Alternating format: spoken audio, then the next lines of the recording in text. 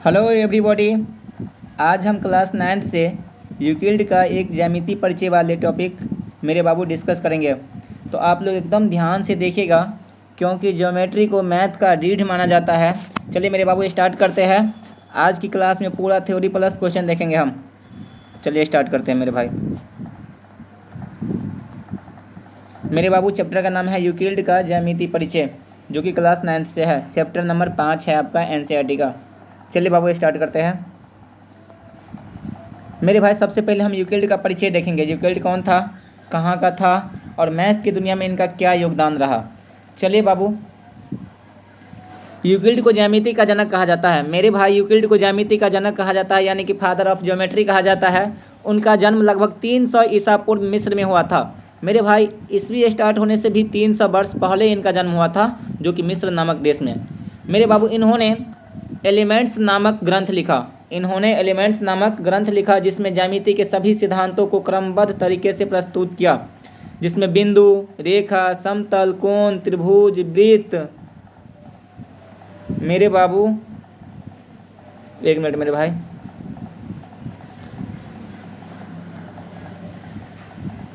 इसके बाद बाबू कई सारी परिभाषाएं दी है, स्वयं सिद्ध दी है। स्वयं सिद्ध क्या होता है मेरे भाई? कुछ ऐसे कथन होते हैं जिन्हें सिद्ध करने की आवश्यकता नहीं हो, उन्हें स्वयं सिद्ध कहा जाता है। स्वयं सिद्ध में मेरे बाबू इन्होंने अभिगृहित के बारे में बताया, अभिधारणाएं के बारे में बताया और कई सारे प्रमेय दिए। मेरे बाबू प्रमेय वो कथन होते हैं जिन्हें सिद्ध करने की आवश्यकता होती है। चलिए मेरे बाबू आगे स्टार्ट करते हैं। मेरे भाई सबसे पहले हम ये देखेंगे, यूक्लिड ने कुछ परिभाषाएं दी है। चलिए बाबू, सबसे पहले उन्होंने बिंदु के बारे में बताया। एक बिंदु वह है जिसका कोई भाग नहीं होता। उन्होंने बिंदु के बारे में क्या बताया बाबू? कहा कि एक बिंदु वह है जिसका कोई भाग नहीं होता। मेरे बाबू ऐसे समझिए, जहाँ पर हम फिगर ड्रॉ कर रहे हैं, ये दिख रहा है आप लोगों को कि नहीं भाई? ये बिंदु है मेरे बाबू। ये बिंदु वह है जिसका कोई भाग नहीं होता। ये जितना छोटा होता है ना मेरे बाबू, इसका और भाग संभव नहीं है। इसे और खंड नहीं कर सकता हम, इसका और टुकड़ा नहीं किया जा सकता है। तो बिंदु वह छोटा से छोटा आकृति होता है जिसका और भाग संभव नहीं है। चलिए मेरे बाबू आगे स्टार्ट करते हैं। आगे उन्होंने रेखा के बारे में कहा। मेरे बाबू रेखा के बारे में उन्होंने क्या कहा? कहा एक रेखा चौड़ाई रहित लंबाई होती है। बात समझने का कोशिश कीजिए मेरे बाबू। चौड़ाई रहित का क्या मतलब हुआ? यानी कि इसमें चौड़ाई नहीं होगा। मेरे बाबू रेखा में चौड़ाई नहीं होती है लेकिन लंबाई होती है। देखिए हम ड्रॉ कर रहे हैं मेरे बाबू, ये रेखा है, इसमें चौड़ाई नहीं है मेरे बाबू। इसमें चौड़ाई नहीं है लेकिन लंबाई है मेरे भाई। इसमें चौड़ाई नहीं है लेकिन लंबाई है। चलिए ठीक। मेरे बाबू रेखा क्या होती है? तो चौड़ाई रहित लंबाई होती है। इसमें लंबाई तो है लेकिन इसकी चौड़ाई नहीं है। आगे एक मिनट मेरे भाई, एक मिनट मेरे बाबू, एक मिनट। आगे उन्होंने फिर कहा रेखा के सिरे के बारे में। मेरे बाबू उन्होंने कहा कि रेखा के सिरे बिंदु होते हैं।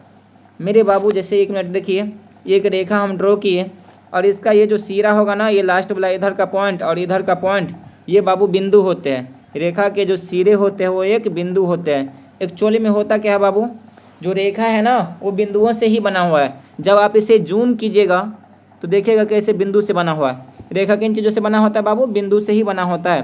तो इसका लास्ट पॉइंट और इधर का जो पॉइंट है, ये दोनों सिरा कहलाएगा मेरे बाबू। इधर का पॉइंट और इधर का पॉइंट क्या कहलाएगा? सिरा। तो इधर भी बिंदु होता है, इधर भी बिंदु होता है। इसलिए कहा कि रेखा के जो सिरे होते हैं वो बिंदु होते हैं। चलिए बाबू आगे इन्होंने फिर क्या कहा? आगे बाबू इन्होंने कहा एक सीधी रेखा ऐसी रेखा है जो स्वयं पर बिंदुओं के साथ सपाट रूप से स्थित होती है। मेरे बाबू इसका मतलब क्या हुआ? कहा एक सीधी रेखा ऐसी रेखा है जो स्वयं के ऊपर, मेरे बाबू इसके ऊपर क्या होगा? बिंदुओं के साथ सपाट रूप से, यानी कि एक्चुअली में जो रेखा है बाबू बिंदु से ही बना होता है। तो इसके ऊपर जो होगा बाबू बिंदु होगा और एकदम सपाट रूप से, मतलब क्रमबद्ध तरीके से, टेढ़ा मेढ़ा नहीं होगा और एक ही दिशा में होगा। इसका मतलब हुआ सपाट रूप से स्थित होते हैं। चलिए बाबू आगे इन्होंने फिर पृष्ठ के बारे में बताया। पृष्ठ के बारे में बाबू क्या बताया? कहा कि एक पृष्ठ वह है जिसकी केवल लंबाई और चौड़ाई होती है। मेरे बाबू मेज का जो ऊपर वाला भाग होता है उसे हम पृष्ठ कहते हैं। मेरे बाबू मेज का जो ऊपर वाला भाग होते हैं उसे हम पृष्ठ कहते हैं। कॉपी का जो ऊपर वाला पेज है, ऊपर वाला जो भाग है, उसे क्या कहेंगे भाई? पृष्ठ कहेंगे। आपके सर जी जिस व्हाइट बोर्ड या ब्लैक बोर्ड पर पढ़ाते हैं उसका जो ऊपर वाला भाग है उसे क्या कहेंगे बाबू? पृष्ठ कहेंगे। तो मेरे बाबू जैसे हम ड्रॉ कर रहे हैं यहाँ पर, पृष्ठ में केवल लंबाई और चौड़ाई होती है। ये बाबू एक पृष्ठ है, इसमें केवल लंबाई और चौड़ाई होती है। ये हो गया बाबू लंबाई और ये हो गया इसकी चौड़ाई। तो पृष्ठ में केवल लंबाई और चौड़ाई होते हैं।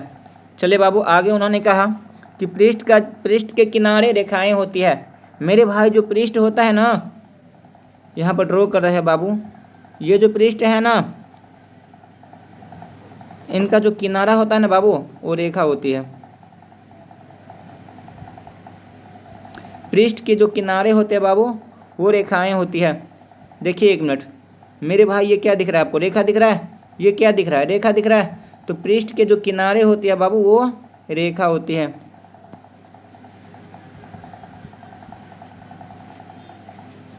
लिख दिए बाबू। चलिए आगे उन्होंने क्या बताया, आगे कहा बाबू, अपनी इन परिभाषाओं से प्रारंभ करते हुए यूक्लिड ने कुछ गुणों को बिना सिद्ध किए सत्य कथन मानने की कल्पना की। मेरे भाई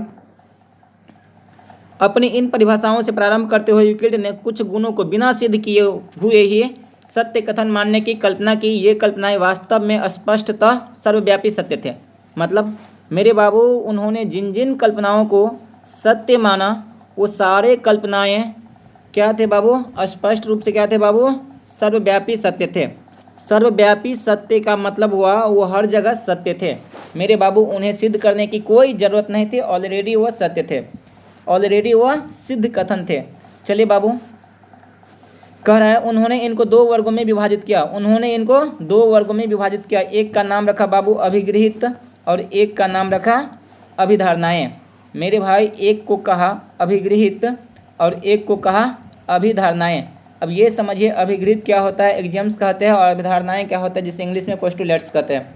मेरे बाबू अभिगृहित वे कल्पनाएं थी जिन्हें निरंतर गणित में प्रयोग किया गया और जिनका केवल ज्यामिति से ही विशेष संबंध नहीं था। मतलब मेरे बाबू ज्यामिति के अलावा बाकी टॉपिक में भी इसका प्रयोग किया गया, बाकी टॉपिक से भी इसका प्रयोग है। जबकि अभिधारणाएं क्या है बाबू? उन्होंने अभिधारणा शब्द का प्रयोग उन कल्पनाओं के लिए किया जो विशिष्ट रूप से ज्यामिति से ही संबंधित थी। मेरे बाबू अभिधारणाएं शब्द का प्रयोग केवल और केवल ज्यामिति से ही है, यानी कि ज्योमेट्री से ही है। जबकि बाबू अभिगृहित जो है ना, केवल ज्योमेट्री से नहीं है, इनके अलावा बाकी कई सारे टॉपिक में इनका प्रयोग होता है अभिगृहित का, लेकिन अभिधारणाएं का प्रयोग केवल और केवल ज्योमेट्री में ही होता है। तो बताइए मेरे बाबू, ये दोनों के दोनों जो है ना स्वयं सिद्ध कथन है। अभिगृहित और अभिधारणाएं दोनों सिद्ध है ऑटोमेटिक बाबू, इसे सिद्ध करने की जरूरत नहीं है, ये स्वयं सिद्ध है। ये दोनों कथन स्वयं सिद्ध है। फिर भी दोनों में अंतर क्या है बाबू? इसका प्रयोग बाकी कई सारे टॉपिक में होते हैं, लेकिन इसका प्रयोग केवल और केवल ज्योमेट्री में होते हैं। अभिगृहित का प्रयोग बाबू ज्योमेट्री के अलावा भी कई सारे टॉपिक में होते हैं, लेकिन अभिधारणाएं का प्रयोग केवल और केवल ज्योमेट्री में ही होता है, यानी कि ज्यामिति में ही होते हैं। यही दोनों में अंतर है। चलिए बाबू आगे बढ़ते हैं। आगे बाबू हम देखेंगे कि यूक्लिड की अभिगृहित क्या है। एक मिनट बाबू, यूक्लिड की अभिगृहित क्या है मेरे बाबू? इसको एकदम सीक्वेंस बाय याद करना होगा आपको, एकदम सीरियल बाय सीरियल याद करना होगा। 1 नंबर अभिगृहित क्या है, 2 नंबर अभिगृहित क्या है, 3 नंबर अभिगृहित क्या है। मेरे बाबू ऐसे करके 7 अभिगृहित दिए हैं। पूरा ये सीरियल बाय आपको याद करना ही होगा। चलिए बाबू स्टार्ट करते हैं। यूक्लिड का पहला अभिगृहित। मेरे बाबू यूक्लिड का पहला अभिगृहित क्या है? वे वस्तुएं जो एक ही वस्तु के बराबर हो एक दूसरे के बराबर होते हैं। मेरे भाई वे वस्तुएं जो एक ही वस्तु के बराबर हो एक दूसरे के बराबर होती है। बात समझिए मेरे बाबू, मान लीजिए एक वस्तु x है और एक वस्तु y है। मेरे बाबू हम एक वस्तु x माने, एक वस्तु y माने, और ये दोनों एक ही वस्तु के बराबर होते हैं, यानी कि x भी बाबू a के बराबर और y भी a के बराबर। मेरे बाबू बात समझिए, ये दोनों वस्तुओं एक ही वस्तु के बराबर है। x किसके बराबर है भाई? a के बराबर। y किसके बराबर है? वो भी बाबू a के बराबर ही है। मेरे बाबू यहाँ का जो दोनों वस्तु है x भी a के बराबर और y भी a के बराबर, यानी कि ये दोनों वस्तु एक ही वस्तु के बराबर है कि नहीं? ये दोनों तो एक ही है, तो यानी कि ये दोनों जो वस्तु है ना बाबू x और y आपस में भी बराबर होंगे। तो यहाँ पर लिख देते हैं मेरे भाई, x बराबर क्या हो जाएगा भाई? y। चलिए ये पहला अभिगृहित था आपका बाबू। अभिगृहित नंबर 2 है, यदि बराबरों को बराबरों में जोड़ा जाए तो पूर्ण भी बराबर होते हैं। बात समझने का कोशिश कीजिए। मेरे भाई कह रहा है यदि बराबरों को बराबरों में जोड़ा जाए, यानी कि पहले से कुछ चीज़ बराबर है, उसमें हम बराबर चीज़ को जोड़ रहे हैं। तो मान लीजिए पहले से मेरे बाबू बराबर है x और y, हम ले लिए x और y पहले से बराबर है। मेरे भाई कह रहा है बराबरों में, कह रहा है बराबरों को बराबरों में जोड़ा जाए।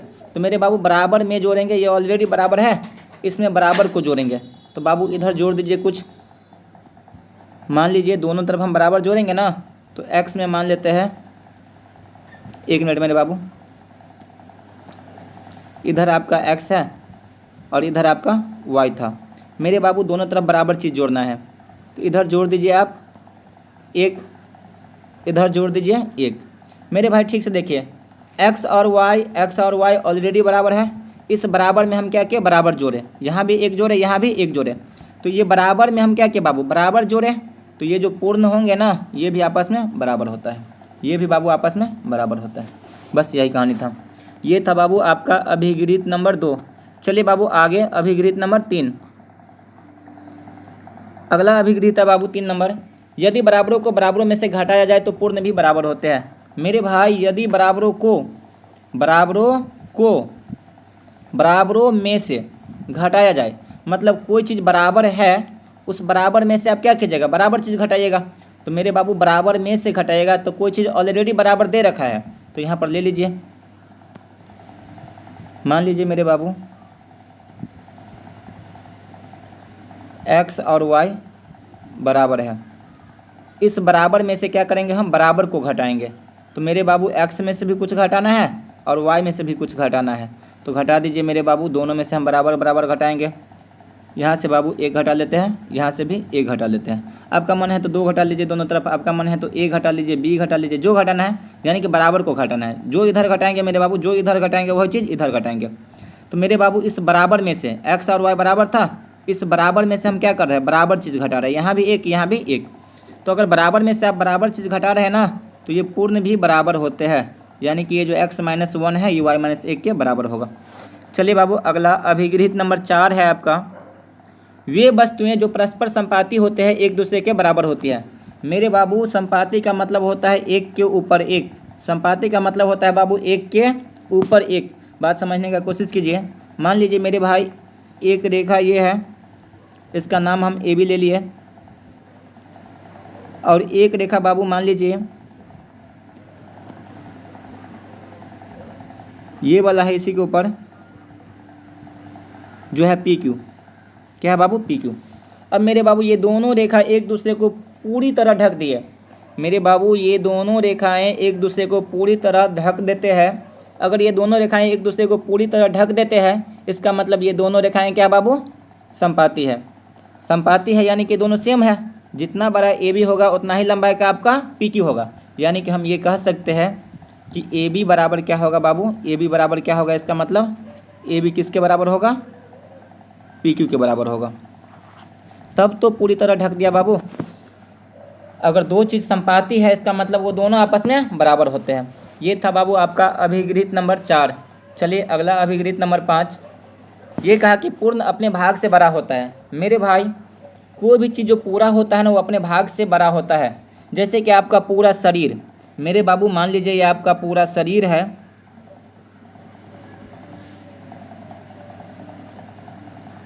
ये पूरा शरीर का बाबू कंपेयर करेंगे हम एक हाथ से। मान लीजिए ये हाथ है, ये क्या है बाबू, आपका हाथ। तो पूरे शरीर का कंपेयर आप हाथ से कीजिएगा, पूरे शरीर का कंपेयर इस हाथ से कीजिएगा बाबू, इस हाथ से पूरे शरीर का कंपेयर कीजिएगा, तो ये शरीर क्या होगा, हमेशा बड़ा होगा इस हाथ से।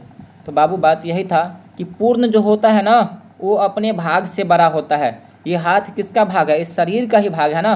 तो शरीर जो है बाबू यहाँ पर पूर्ण है और हाथ उसका भाग है, तो बाबू ये पूर्ण हमेशा बड़ा होगा अपने शरीर से।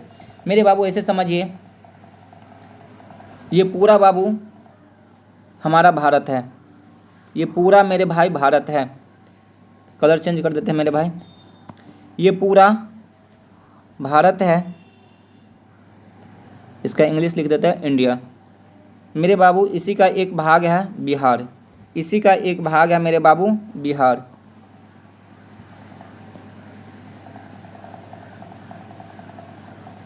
भारत के अंदर ही है बिहार। तो मेरे बाबू इस भारत का कंपेयर हम इस बिहार से करेंगे तो क्या ये भारत बड़ा नहीं होगा बाबू? इंडिया तो बड़ा होगा किससे? बिहार से। तो बाबू ये पूर्ण है और ये इसका एक भाग है। तो बात यही कह रहा है कि पूर्ण अपने भाग से बड़ा होता है। चलिए बाबू आगे बढ़ते हैं। मेरे भाई अभिगृहित नंबर 6 है, एक ही वस्तुओं के दुगुने परस्पर बराबर होते हैं। मेरे बाबू बात समझिए, एक ही वस्तुओं के दुगुने परस्पर बराबर होते हैं। जैसे कि मेरे भाई ये समझिए, अपने क्लास में एक बैजू नाम का लड़का है, B4 बैजू। मेरे बाबू इसका वजन एक दिन हम मापे ना तो 15 kg का हुआ ये छोरा। तो बाबू कह रहा है एक ही वस्तुओं के दुगुने। अब बैजू का जो दुगुना है ना बाबू, एक रिसु नाम का लड़का है, कि बैजू का दुगुना है। बैजू 15 है तो फिर रिसु कितना होगा भाई? 30 kg का। और बैजू का ही दुगुना एक और लड़का है जिसका नाम है अविनीश। तो बाबू बैजू का दुगुना होगा तो बैजू 15 है, इसका मतलब अविनीश भी कितना होगा? दुगुना होगा, यानी कि 30 हो जाएगा। मेरे बाबू यहाँ पर देखिए, यहाँ पर एक ही वस्तु हम लिए, इसका दुगुना मेरे भाई कौन है? रिसु। इसका दुगुना कौन है? अविनीश। तो मेरे बाबू एक ही वस्तु का दुगुना है ना, ये रिसु और ये अविनीश, ये दोनों किसका दुगुना है? ये दोनों तो इसी का दुगुना है भाई। ये रिसु की बात करें या अविनीश की बात करें, ये दोनों दुगुना है, लेकिन किसका दुगुना है? ये दोनों तो एक ही आदमी का दुगुना है। तो बाबू ये दोनों रिसु और अविनीश आपस में बराबर होगा। मेरे भाई यही कंसेप्ट था। अगर एक ही वस्तुओं के दुगुने परस्पर आपस में बराबर होते हैं, ये दोनों जो है, ये रिसु और अविनीश, ये दोनों एक ही आदमी का दुगुना है, इसलिए ये दोनों बाबू आपस में बराबर होगा। यानी कि रिसु किसके बराबर होगा? अविनीश के बराबर है भी। रिसु का वजन भी यहाँ 30 और अविनीश का भी 30। चलिए बाबू आगे बढ़ते हैं। ये आपका लास्ट अभिगृहित है, अभिगृहित नंबर 7। ये कहा बाबू एक ही वस्तुओं के आधे परस्पर बराबर होते हैं। मेरे भाई मान लीजिए अमर नाम का कोई लड़का है, कोई और क्यों, मेरे भाई हम ही हैं, ठीक। मेरा वजन मान लीजिए बाबू 60 kg है। मेरा वजन, एक मिनट भाई,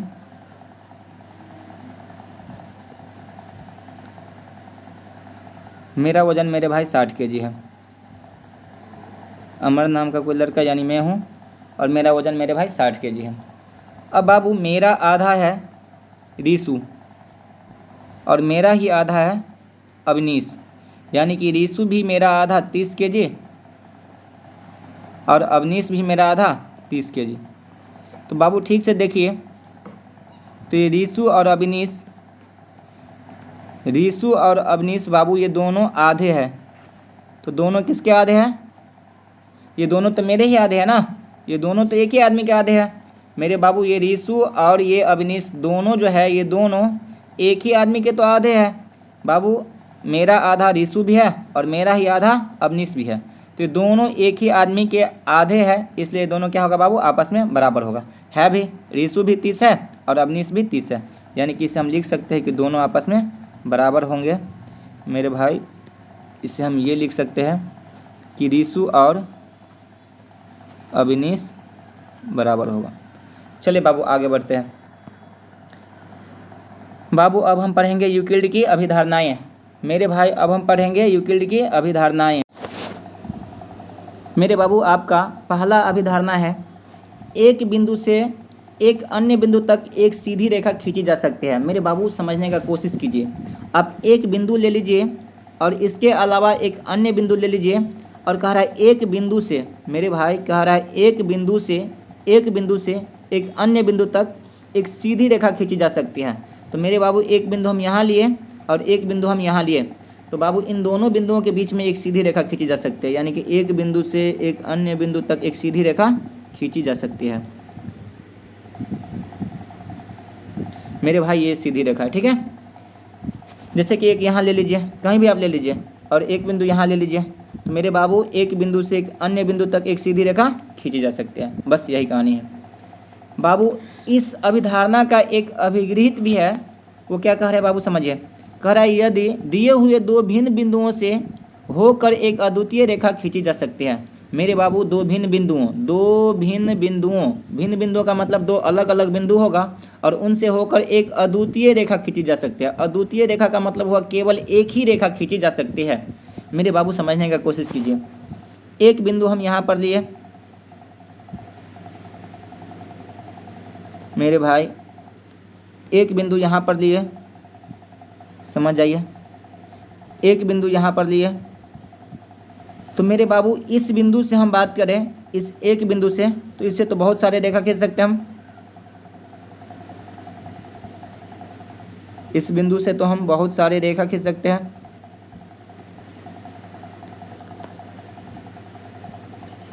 मेरे बाबू जैसे मन होगा वैसे खींच सकते हैं बहुत सारे रेखा। ठीक उसी प्रकार बाबू इस बिंदु से भी बहुत सारे रेखाएं खींच सकते हैं। इस बिंदु से भी बाबू बहुत सारे रेखा खींच सकते हैं। लेकिन मेरे बाबू एक रेखा ऐसा भी होगा जो इस बिंदु से और इस बिंदु से, दोनों बिंदु से होकर जाएगा। जैसे कि इधर देखिए, ऐसे जा सकता है ना बाबू।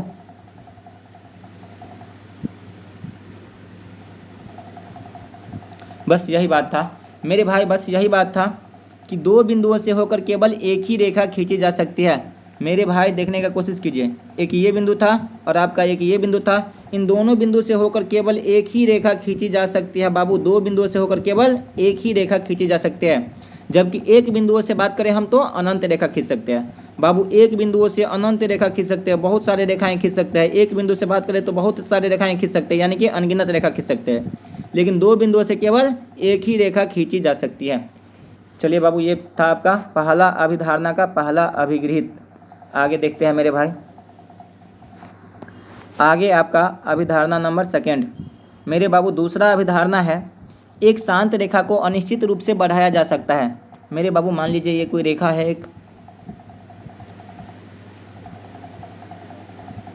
ये एक शांत रेखा है और इसे आपको बढ़ाने की ज़रूरत है ना, तो बाबू इसे हम अनिश्चित रूप से बढ़ा सकते हैं। मतलब अनंत तक इसे हम बढ़ा सकते हैं। इसे बाबू बढ़ा सकते हैं। इधर भी आप इसे बढ़ा सकते हैं। बस यही कहानी था कि एक शांत रेखा को अनिश्चित रूप से बढ़ाया जा सकता है। मेरे बाबू आपका अभिधारणा नंबर 3 है, किसी को केंद्र मानकर और किसी त्रिज्या से एक वृत्त खींचा जा सकता है। बाबू यहाँ पर थोड़ा सही कर लीजिएगा, किसी त्रिज्या से होगा। क्या होगा मेरे भाई, किसी त्रिज्या से। ये गलती है मेरे भाई, यहाँ पर हम लिख देते हैं, यहाँ पर होगा त्रिज्या से। किसी को केंद्र मानकर और किसी त्रिज्या से एक वृत्त खींचा जा सकता है। मेरे भाई बात समझने का कोशिश कीजिए। कह रहे किसी को केंद्र मानकर, मान लीजिए इस बिंदु को हम केंद्र माने, इस बिंदु को मेरे भाई हम केंद्र माने और इतना बड़ा त्रिज्या लिए, इतना बड़ा मेरे भाई त्रिज्या लिए हम, इतना बड़ा त्रिज्या लिए हम।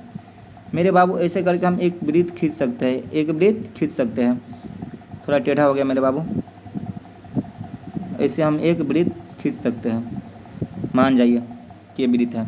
तो बाबू किसी को केंद्र मानकर, जैसे कि आपका मन हो, तो इसे हम केंद्र मान लिए और इतना बड़ा त्रिज्या ले लिए। अब इससे एक वृत्त खींच सकते हैं बाबू, इससे एक वृत्त खींचा जा सकता है। तो कहा किसी को केंद्र मानकर और किसी त्रिज्या से, त्रिज्या छोटा भी ले सकते हैं, बड़ा भी ले सकते हैं, और इससे एक वृत्त खींचा जा सकता है। तो बाबू एक केंद्र और एक त्रिज्या से एक वृत्त खींचा जा सकता है। चलिए बाबू, अगला था आपका अभिधारणा नंबर 4। मेरे बाबू 4 नंबर अभिधारणा है, सभी समकोण एक दूसरे के बराबर होते हैं। मेरे भाई समकोण का मतलब क्या होता है? समकोण का मतलब होता है 90 डिग्री। तो मेरे बाबू सभी समकोण, आप समकोण छोटा बनाइए या बड़ा बनाइए, लेकिन उसका मान तो होगा 90 डिग्री ही ना। जैसे कि एक यहाँ पर हम समकोण बना रहे हैं मेरे बाबू, ये समकोण है। एक यहाँ पर बना रहे हैं मेरे बाबू, ये भी समकोण है। एक यहाँ पर बना रहे हैं मेरे भाई, ये भी समकोण है। तो मेरे बाबू जितने भी समकोण हैं ये सब एक दूसरे के बराबर होते हैं, क्योंकि यहाँ भी कितना होगा 90, यहाँ भी होगा बाबू 90, यहाँ भी होगा 90, यहाँ भी होगा 90, तो सब एक दूसरे के बराबर होते हैं। चलिए बाबू आगे मेरे बाबू आपका अभिधारणा नंबर 5 जो कि लास्ट है। मेरे बाबू अभिधारणा नंबर 5 थोड़ा ध्यान से देखिएगा, थोड़ा टफ है। टफ क्या है? कुछ टफ नहीं है मेरे बाबू, देखिए ध्यान से देखिए। यदि एक सीधी रेखा दो सीधी रेखाओं पर गिरकर अपने एक ही ओर दो अंतःकोण इस प्रकार बनाएं कि इन दोनों कोणों का योग मिलकर दो समकोणों से कम हो, तो वे दोनों सीधी रेखाएं अनिश्चित रूप से बढ़ाए जाने पर उसी ओर मिलती है जिस ओर यह योग दो समकोणों से कम होता है। बाबू कुछ नहीं समझ में आया? कोई बात नहीं, हम है ना। यदि एक सीधी रेखा, मेरे बाबू कह रहा है यदि एक सीधी रेखा, कलर चेंज करने दीजिए, मैं कर लेते मेरे भाई। यदि एक सीधी रेखा दो सीधी रेखाओं पर गिरकर, मेरे बाबू दो गो सीधी रेखा होगा, जैसे कि इधर देखिए मेरे भाई, यहाँ देखिए फिगर में देखिए,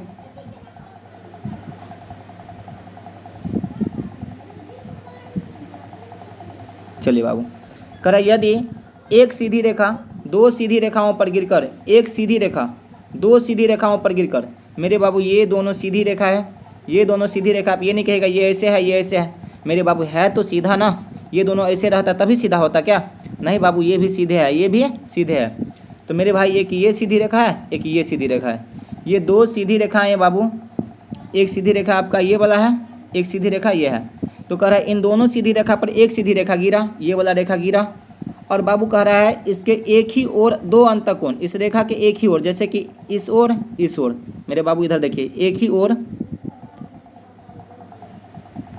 एक मिनट मेरे भाई, इस रेखा के एक ही ओर, ये जो रेखा है ना इस रेखा के एक ही ओर अंतःकोण ये भी है और ये भी है। ये दोनों कोण मेरे बाबू आप एब्जॉर्ब कीजिएगा ना, जब आप इसे प्रोटेक्टर से मापिएगा तो पाइएगा कि इन दोनों कोणों का जो योग है ना वो 180 डिग्री से कम है। मेरे बाबू इन दोनों कोणों का जो योग होगा वो 180 डिग्री से कम है, यानी कि 180 डिग्री का मतलब कितना हुआ? दो समकोण, एक समकोण होता है 90 डिग्री, तो दो समकोण कितना हो जाएगा? 180 डिग्री। तो हम ये कह सकते हैं कि इन दोनों कोणों का जो योग है 180 से कम है, अर्थात दो समकोणों के योग से कम है, दो समकोणों के योग से कम है। और इधर मापिएगा ना तो पाइएगा कि 180 से ज़्यादा हो रहा है। तो मेरे बाबू उन्होंने कहा कि इन दोनों कोणों का योग मिलकर दो समकोणों से कम हो तो वे सीधी रेखाएं अनिश्चित रूप से बढ़ाए जाने पर उसी ओर मिलती है जिस ओर यह दो समकोणों से कम हो। तो मेरे बाबू ये जो दो सीधी रेखा है ना इसको आप इधर बढ़ाइएगा ना, इधर बढ़ाइएगा ना, इधर मिलेगा मेरे बाबू, इसको इधर बढ़ाने पर मिलेगा। जिधर योग कम है उधर रेखा को बढ़ाइएगा तो आगे चलकर मिल जाएगा। जिधर योग मेरे भाई कम है उधर रेखा को बढ़ाने पर आगे चल के मिल जाता है, यहाँ पर मिल गया। लेकिन बाबू इधर बढ़ाएगा ना तो जीवन में कभी नहीं मिलेगा, क्योंकि इधर का जो योग है ना 180 से ज़्यादा होगा, यानी कि दो गो समकोण के योग से ज़्यादा होगा। लेकिन इधर दोनों का योग दो समकोण के योग से कम हो रहा है, इसलिए इधर रेखा को बढ़ाएंगे तो आगे चलकर मिल जाएगा। बस यही कहानी था। चलिए बाबू आगे है आपका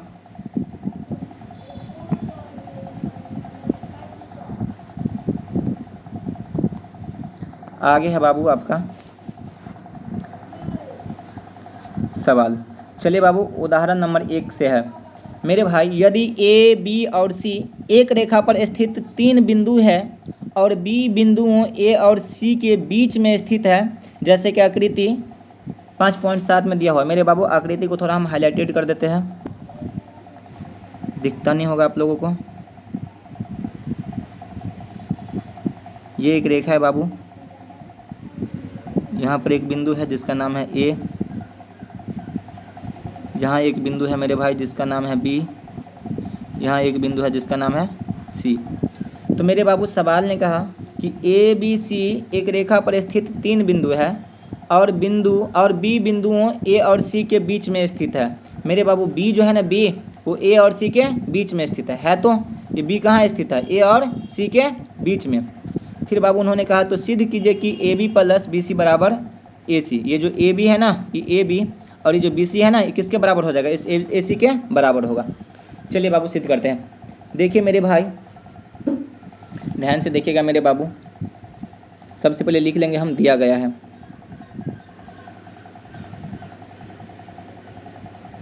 दिया गया है क्या दिया गया बाबू? ए बी और सी 3 बिंदु है जो कि एक रेखा पर स्थित है। मेरे बाबू 3 बिंदुएं ए बी सी एक रेखा पर स्थित है। दिया गया है 3 बिंदुएं ए, नीचे लिख रहे बाबू, बी कॉमा सी दिया गया है 3 बिंदुएं ए बी सी एक रेखा पर स्थित है, एक रेखा पर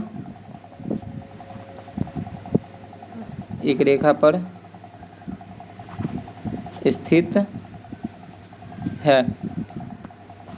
मेरे बाबू इसमें सवाल नहीं बता सकते क्योंकि मेरे बाबू यहाँ पर स्पेस कम पड़ रहा है, मेरे भाई स्पेस कम पड़ रहा है। हम इन सवालों को अलग से बना कर डाल देंगे, ठीक है बाबू। इन सवालों को अलग से बनाकर हम एक एक सवाल का वीडियो बना के डाल देंगे मेरे बाबू। चलिए आज के लिए इतना ही, थ्योरी छोड़ते हैं। हम सोचे थे कि एक ही क्लास में हो जाएगा, लेकिन मेरे बाबू आगे सवाल सबको सॉल्व करेंगे तो बस थोड़ा स्पेस कम पड़ेगा, नहीं हो पाएगा मेरे भाई, नहीं हो पाएगा, इसमें नहीं हो पाएगा बाबू। चलिए कोई नहीं बाबू, छोड़ते हैं। हम सवाल पूरा करवा देंगे मेरे भाई, सवाल करवा देंगे, ठीक है।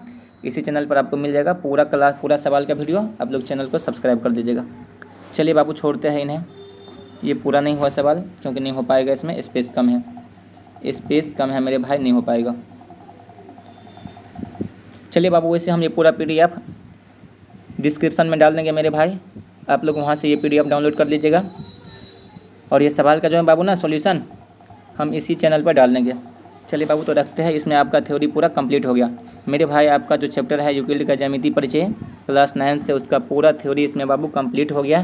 और रह गया बाकी आपका सवाल, तो सवाल बस आधा घंटा का होगा, एक एक वीडियो 5-5 मिनट या 6-6 मिनट करके मेरे भाई हम बना के डाल देंगे, ठीक है, ताकि आप लोग को भी आसान हो, देखने में भी आसान हो। चलिए बाबू ठीक है, रखते हैं।